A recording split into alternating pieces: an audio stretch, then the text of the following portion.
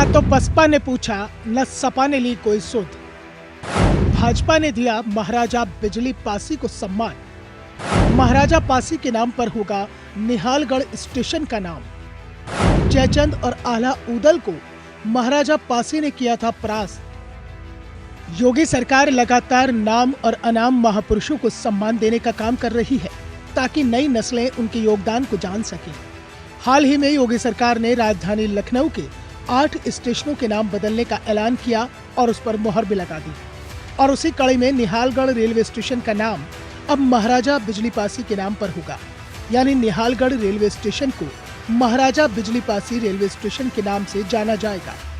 दलित राजनीति का उदय करने वाले महाराजा बिजली पासी के किलों को संरक्षित करने की यूं तो मांग काफी समय से उठ रही थी, लेकिन किसी सरकार ने नहीं सुना। योगी शासन में मान सम्मान की भावना से पासी समाज में न केवल गौरव की भावना बढ़ी है, बल्कि उनका गौरव भी बढ़ गया है। आइए अब आपको बताते हैं कि आखिरकार कौन है महाराजा बिजली पासी और क्या है उनका गौरवमयी इतिहास। दरअसल महाराजा बिजली पासी दिल्ली के राजा पृथ्वीराज चौहान और कन्नौज के राजा जयचंद के समकालीन शासक थे। उनकी सत्ता का केंद्र शहर से करीब 15 किलोमीटर दूर बिजनौर के एक गांव में था।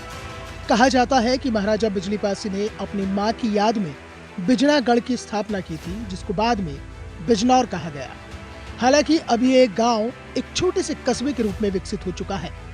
एक संयोग ये भी है कि इसी बिजनौर के नाम से लखनऊ से तकरीबन 400 किलोमीटर दूर एक जिला भी है।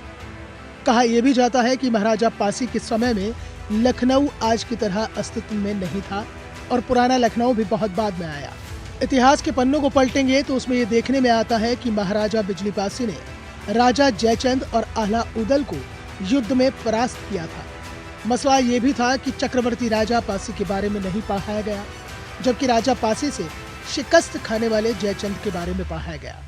लिहाजा योगी सरकार ने निहालगढ़ स्टेशन का नामकरण महाराजा बिजली पासी के नाम पर करके खाई को पाटने का काम कर दिया। ऐसा कहा जाता है कि महाराजा बिजली पासी ने लखनऊ और उसके आसपास 12 किले बनवाए थे, जिनमें से सबसे प्रमुख किला लखनऊ शहर के दक्षिणी छोर पर आशियाना टाउनशिप में है, जबकि एक किला अयोध्या में मौजूद है। बाकी किले अवशेषों या खंडरों में भी मौजूद नहीं है।